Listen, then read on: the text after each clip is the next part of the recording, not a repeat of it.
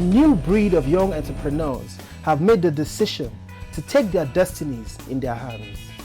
They are determined to not only improve their lives, but to also positively impact the lives of others. With a burning determination to succeed, they are establishing businesses in diverse sectors of the Nigerian economy, including the media, information technology, entertainment, and manufacturing. This series examines their journey to imminent success. Welcome to the Future Force.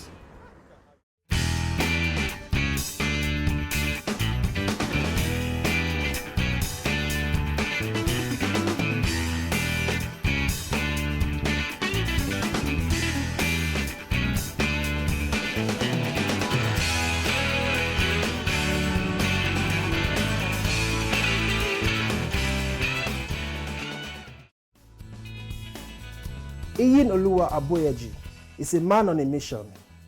Through his company Fora, Iyin intends to make a positive impact on the Nigerian educational landscape. Iyin is a graduate of the University of Waterloo in Canada, where he studied legal studies and economics. Iyin's work experience includes a stint at the United Nations, where he worked with other future leaders to design strategies to help the youth recover from the effects of the global financial crisis. I worked in the wake of the financial crisis, so I worked with the World Youth Alliance on the United Nations impact on the financial crisis on development, because at that point in time, a lot of developing countries were losing their international funding and stuff like that. So we had to, chart out a way out of the financial crisis and the impact on development, and look what kind of opportunities are available to youth, how would youth recover from the crisis and find jobs, so stuff like that. It was really exciting for me. I worked there for a while. While at university, Iyin was appointed president of the student publication, Imprint.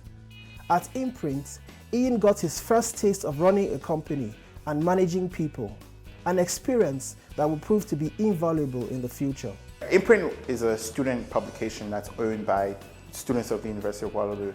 And we got to Imprint. I think I started working in Imprint around 2010 or so, and I stayed there for about a year. I was president of Imprint, but before then I used to work as a columnist and I worked as a reporter, so I kind of worked my way up. As president, we were kind of in this transition between analog, print, and digital, so part of my responsibility was charting us through that safely. And also, we were kind of going through this transition phase where we needed to upgrade a lot of stuff just to be participants there. So we had to embark on this huge infrastructure project. And we were also raising our ad prices because we were now beginning to find our fit in terms of where our ad market was. So it was a very good experience for me because I learned, okay, here's how a business actually runs. Here are the considerations for a business. Here's how you lead people. It was very good. I learned everything I use till today in my business, I learned from Imprint. After his time at Imprint, Iyin founded Bookneto, a company that helped university professors earn additional revenue by selling courses they taught in class to organizations in need of e-learning content. So after Imprint, I started a company with my best friend, Bookneto. Bookneto started out kind of as this social network for students in Waterloo. The general idea was, we were buying up exam questions and we were publishing them to students so they could access those. And that was kind of how we started. But over time, that market became very commoditized because everyone was offering the same service. So we pivoted to become this place for instructional design for professors. So we would take professors' courses that they were teaching in schools, mostly professors who were adjuncts. So these professors didn't have binding contracts with the university or anything like that. And we would repackage their courses for sale to corporate clients. So we did a bunch of stuff. We sold to FedDev, which is a big Canadian agency. We did some work with Community Tech and a lot of other big Canadian companies we serviced with Bookneto.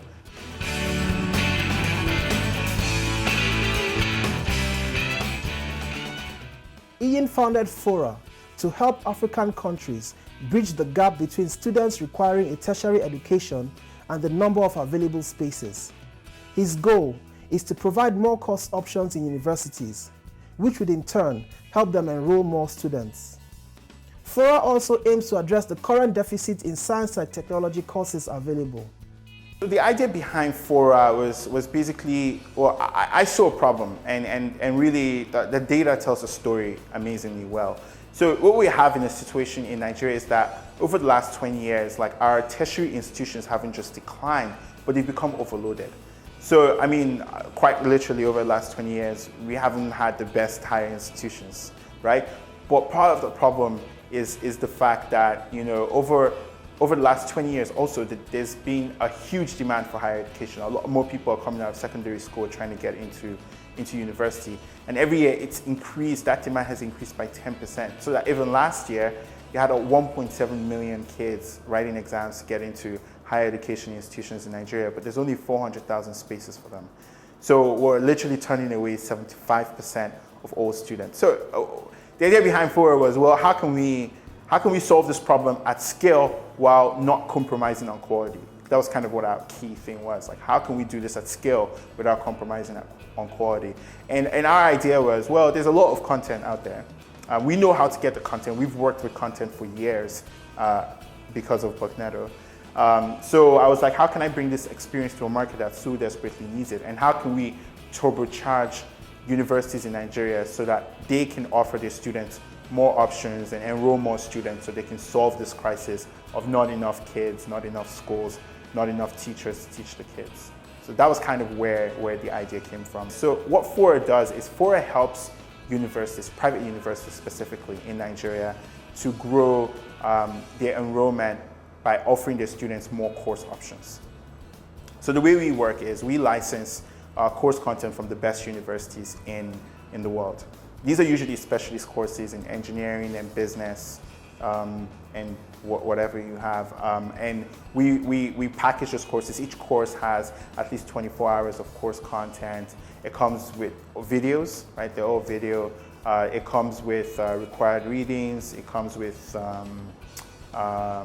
tests and exams that the teachers can assign to students. And then what happens is the school now is able to create this new course in a specialist area without necessarily having to go find a specialist professor to teach that course. So that really helps a lot, especially in science and technology, because right now Nigeria has a 20% shortfall in science and tech teachers. So we don't have enough science and tech courses in our universities. So we come with some of the best courses from some of the top schools in the world, and we give you those courses so that you can actually run a science and tech course by yourself without necessarily having to hire a specialist teacher. So that's what we do. Iyin initially faced challenges that included fundraising and content gathering. But his biggest challenge was the need to understand the operating environment in Nigeria. The first step obviously was trying to find seed financing, right?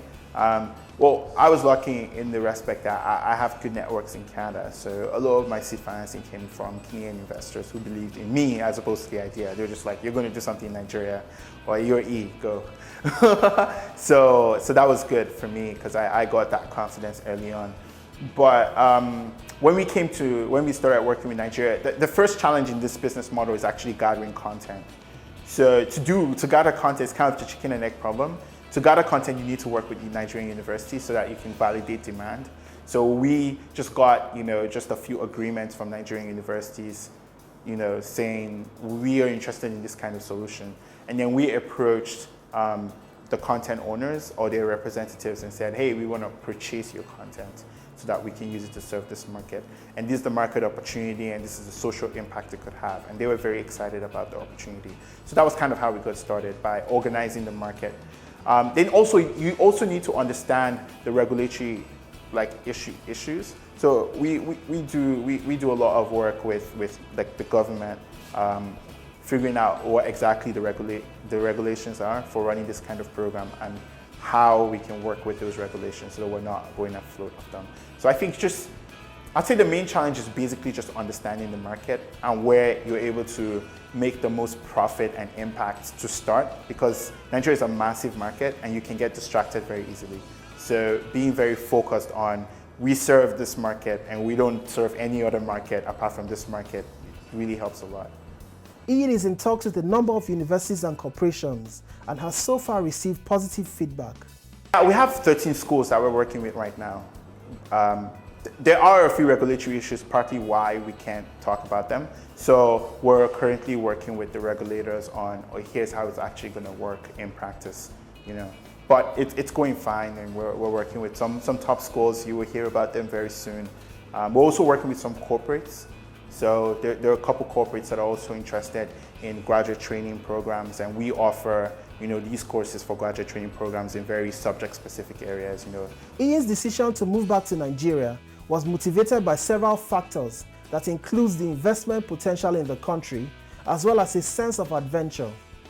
Although a capitalist at heart, Ian is also pleased at the opportunity to help improve his country.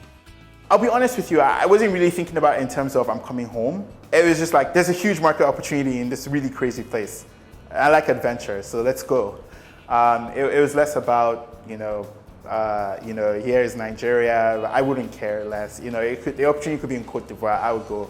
I'm just that kind of person. So for me, it was more about the market making sense and less about it. But that said, you know, there's a little bit of patriotic favor in me coming back. I'm very happy it's Nigeria that has the opportunity. And actually, the funny thing is, there are colleagues of mine in the same industry who would actually go set up in Ghana and use that as a launch pad for Nigeria, because basically, we have a joke in the education world that you don't set up stuff in Nigeria. You go to Ghana and then drag Nigerians with you. So we are patriotically Nigerian. We're here for long term.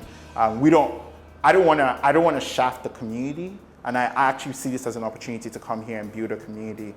So I'm very happy to be in Nigeria, but my driving motivation is profit.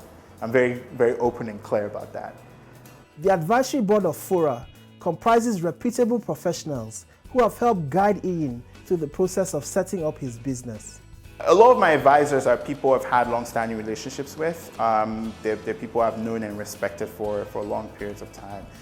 So one of the people on my advisory board has been incredibly helpful, Aboyeji, who used to be a former Minister of Education.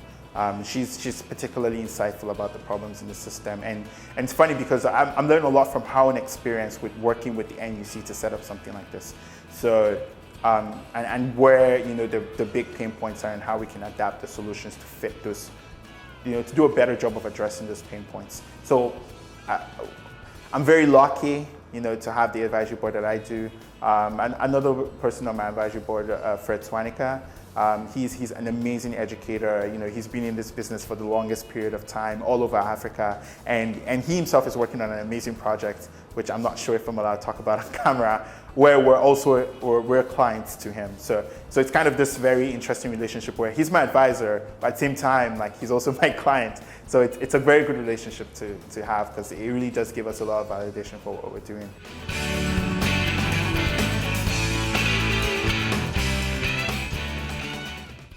Ian views Nigeria as a country with immense potential for investors. He's convinced that these investment opportunities are available in the form of potential solutions to the myriad of problems in various sectors of the economy. Nigeria is a very interesting place because the general dysfunction does allow for lots of opportunity, right? So there's a lot of problems in Nigeria. Like, every day, I'm like a walking business plan generator since I got here. And I admit they're very hard problems to solve, you know, but at the same time, they're problems that are solvable. So if someone wants to put in the time and energy to just figure out how to make it happen. So one of the really interesting things that has happened in Nigeria and tech is just the fact that tech is such an amazing way to organize things that are built in chaos. So for example, if you think about an example like the shopping, the online shopping stuff. Well, I would rather buy as much as I can on online shopping if I could for two reasons. One is because I don't have to go to the market, which is super disorganized and isn't a very pleasant shopping experience, as opposed to sitting in my house and buying something. And two, because I also want the confidence of like delivery. So instead of me going to the market, I can actually have someone to come deliver for me. So that creates an amazing opportunity for people to buy online and makes it much more needed than it would be otherwise. So that's just one example about how tech changes things. And I think one other big problem I'm very, very excited about is transit, actually. So I think someone's definitely going to do something amazing in transit this year, and I don't know who. There's a lot of players now. But I think there's a real opportunity. Like, I take public transport because I want to understand how that ecosystem works, and it's organized, and there's a lot of room to actually make transit, just moving from one place to the other, more efficient. It's a huge opportunity. So that's another opportunity. There's a lot of opportunities. I think a lot of the time you just have to be able to talk to people who understand your opportunity as opposed to just talk to investors, which is what I see a lot of people do. If you're talking to someone who does oil and gas, he's not interested in your app or your idea or your, if it's not on oil and gas. So matching yourself to investors who understand the opportunity you're going after makes a whole lot of difference. Whenever, in terms of seeking investment opportunities. Ian feels that with better access to liquidity and a more structured investment approach, the challenges of doing business in Nigeria will be significantly reduced. The biggest challenge is liquidity. So as someone who's worked very well, very closely with investors, as an advisor, as just someone who has worked with them before as a funded person or whatever, the biggest challenge for investors is liquidity. Like in the US or in Canada, where I come from, a team of talented engineers is worth right off the bat, $500K per engineer. Because if they don't work out, someone will buy them for the team, right? In Nigeria, there's no exit options for investors except private equity, which requires some scale. So investors are understandably coy about investing because there's no clear route to getting the money out. So it's just the core issue with investing, in Nigeria is that there's very little liquidity options. I don't know what you can do to solve it. It's just something that happens as the ecosystem matures. But one thing I think that can help is, I think we need to now start making our investors adopt a very tiered approach to investment. I see a lot of investors, like, you have like $500,000, or even, I think anything above $40 million in Nigeria, you're big, right? And you really shouldn't be going after seed stage opportunities. Like, you should leave that for angel investors and take off the equity from them when there is value, because then it provides liquidity for the next stage. So for example, for us, we're working very closely with angels who can help us. Angel investors, a lot of great angel investors who have the networks and have the understanding of the market, some of whom have played in this market before, to help us so that we know what we're doing and they can give us advice. And the idea is when the advice helps us get to the next stage, then we can approach the next stage of investors, take liquidity, give them some liquidity by taking the shares off their hands at a higher valuation, and then so it's kind of like a tiered approach until we exit for an IPO or PE. Ian's desire to be an entrepreneur is driven by passion to solve problems. For me, it's really about being able to pick what problems you solve and where you work. So I think when you get a job, you're very constrained in terms of what kind of problems you can solve, especially because the job market itself is not as organized. So you can go pick an interesting problem to solve one day and be like, it's good. There are very few organizations that give you that freedom.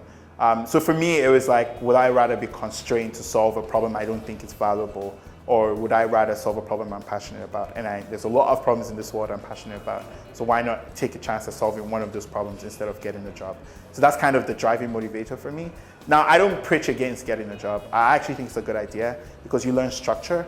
Part of what helped me a lot was that Waterloo has a great program called Co-op. So every 4 months you're out in the workplace. So I got a fair amount of work experience before I decided to become an entrepreneur, although it doesn't quite show on my resume as a full-time job after I finished school. But while I was in school, I was getting experience in 4-month chunks, and that really helped me. So I recommend getting some experience before you start because it helps structure you. There's some lessons you don't deserve to learn on your own. So you should learn those lessons on somebody else's money by being an employee.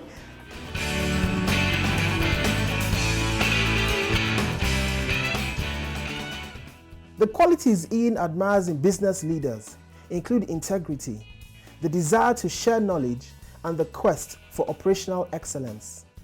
I really admire the founder of CC Hub, Bosun Tijani, and there are a few, like I call them OGs, in that respect, Bosun Tijani, Benga Sesson. They have a very So these are people who could have started billion-dollar companies on their own or worked for HP here in Africa or whatever. They could have done whatever they wanted, but they thought it was most important to build community. And that's one thing I want to bring into my business approach. Yeah, I'm here for the profit, but there's a community here. There's a community of entrepreneurs and founders and investors that are all looking for insight, and I'm happy to share because these people are happy to share. And that's why Bosun set up this place. Bringa also, he's doing work with Paradigm Initiative, trying to change government policy so it's more favorable for Nigerian entrepreneurs. That's like core community building stuff. And I couldn't do that alone, but I really admire them for taking the bulls by the horn and saying that's what we're going to focus our lives on. That's on the kind of like, public policy CSR side. I really admire, in terms of entrepreneurs, I really admire the work Fred Twanika has done with ELA and he's about to do again with his new project.